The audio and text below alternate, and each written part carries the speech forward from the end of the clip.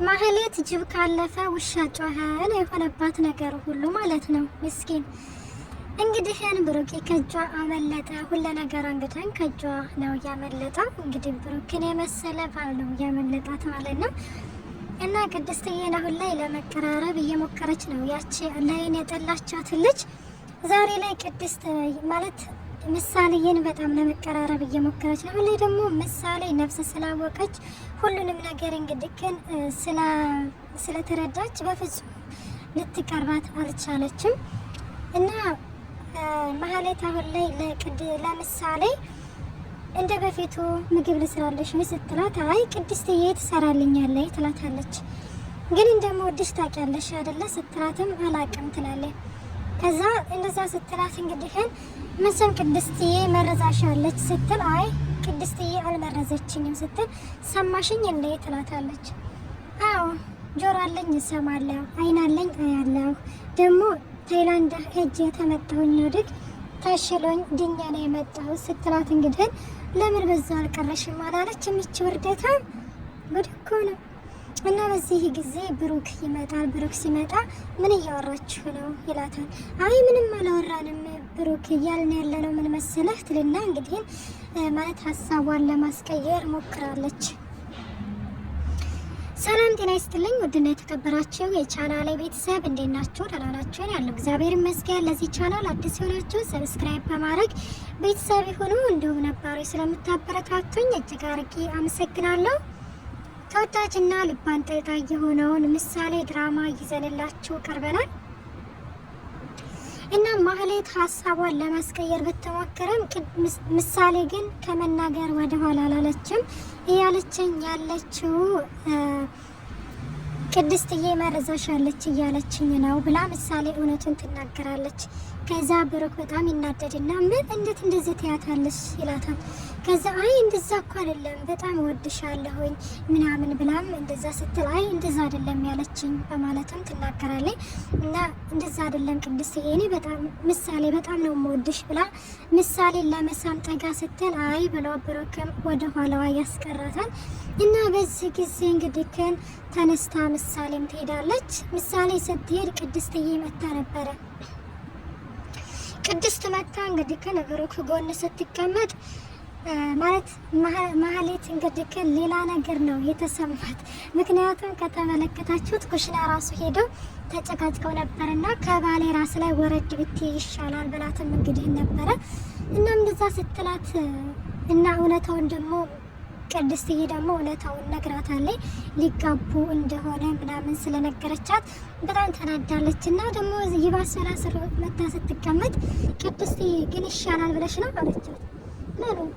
ማለቴ ብሩክ ጎን መቀመጡ ትላታለች።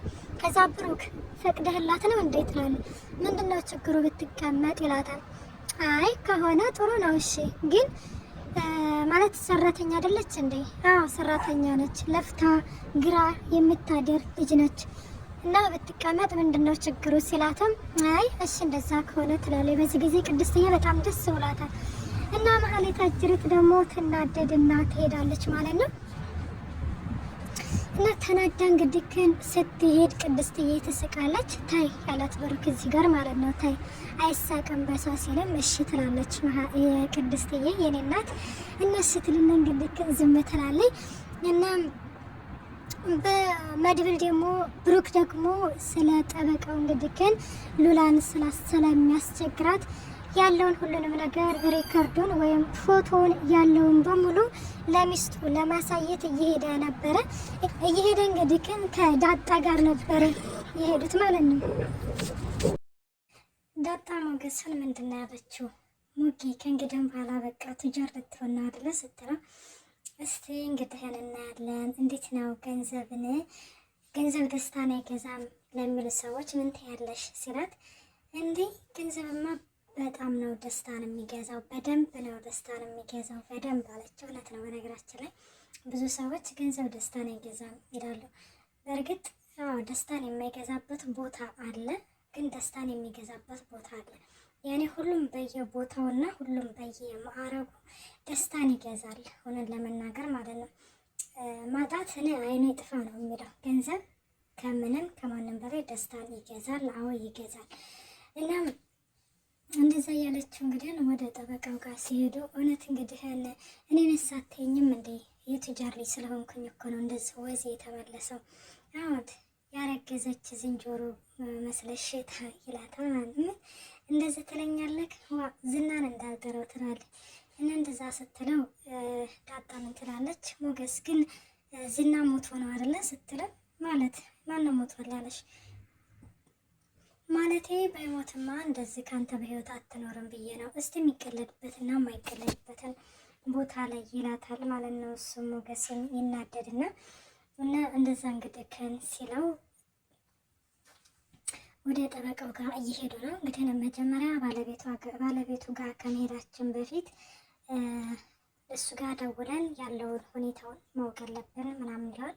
እሷም እንግዲህ እሺ ተባብለው ይደውሉለታል። ደውለውለት ማለት ያንን እንትኑን ቪዲዮውን ለሚስቴ እንዳታሳዩት እኔ ሁሉንም ነገር በራሴ ጨርሳለሁ ብሎ በዚህ ተስማምቷል። በጣም ደስ ብሎናል። በነገራችን ላይ ሉላም ከዚህ ጭንቀት በመውጣቷ እንግዲህ መጨረሻው ይመር ነው የምንለው። ወደ ቤት ተመልሶ ለሉላ እንግዲህ ደስታውን ለማብሰር ይናገራል። ሉላ በነገራችን ላይ ምን ሆነ ብላንትን ስትልም አሪፍ ዜና አለኝ ብሎ ይነግራታል። እኮ ንገረኝ ምን አሉ ምናምን ስትለው ስልክ ይደወላል እና ስልኩን እንዳታነሳው መጀመሪያ ንገረኝ ስትለው እንግዲህ ከዛም መድብል ነው አልበም ደግሞ ሊወጣ ነው ስለዚህ እንዴት እንደሆነ ምናምን ማወቅ አለብን ስትል እሺ በቃ አንሳለት ትለዋለች። በነገራችን ላይ ሞገስና መድብል ተነጋግረው ነው የደወሉት ማለት ነው። እና እነሱ ግን እንደማያውቅ ምናምን ሆነው ከዛ ተናነክ እንዴት ምናምን ይባባሉ እና ሉላ ዘፈን አንድ ዝፈንልኝ እያለች ነው ይለዋል ማለት ነው። እና እንደዛ ሲለው በነገራችን ላይ በተዘዋዋሪ ነው ሞገስ ለሉላ የዘፈነው ያዘፍንላታል እና ይህንን ነገር ይለዋል ማለት ነው መድብል። ይህንን ነገር በስልክ ሳይሆን በአካል ነበረ ማውራት ያለብን። እናም ደግሞ አሁን ላይ እንግዲህ መድብልና ብሩክ እንግዲህ ዝናን ለማሳሰር ከዛም ከዚህ መረጃ እንትን እያሉ ነው። ሉላም አሁን ላይ ምስክርነቷን መስጠት አለባት፣ ትመሰክራለች ይላል ሞገስ። በዚህ ጊዜ በጣም ደስ ብሎት ሁሌም ከጎናችሁንን አብረን ኮነን እሱን መቀመቅ ነው የምንከተው ይባባላሉ። አዎ መቀመቅ ነው የምንከተው። መሀሌትም ለመመስከር ዝግጁ ሆናለች፣ እንዲሁም እከሳለሁ በለዋለች እያለም ይነግረዋል። በጣም ነው ደስ የሚለው እንደዚህ መተባበራቸው። ተባብረው እንግዲህ ለሁለት መቀመቅ መውረድ አለባቸው። የዝናን እንግዲህ መጨረሻ ማየት አለብን። ውድና የተከበራቸው የቻናሌ ቤተሰብ ባይ ባይ።